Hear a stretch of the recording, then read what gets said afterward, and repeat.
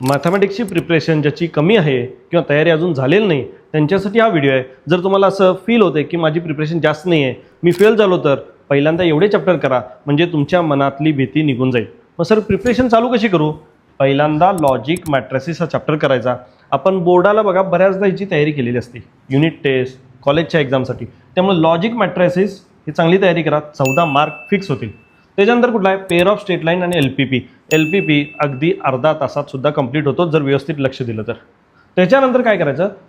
Probability आणि binomial distribution हा chapter करायचा, दोन्ही मिळून 10 मार्काचं वेटेज आहे। नंतर काय करायचं?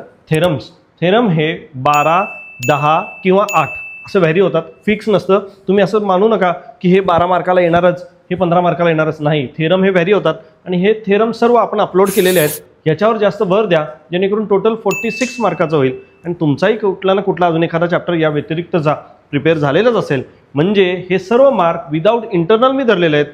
आपल्याला एक चांगला पेपर जाऊ शकतो मॅथ्सचा। हा व्हिडिओ त्याच्यासाठी आहे ज्याची प्रिपरेशन काहीच झालेली नाही।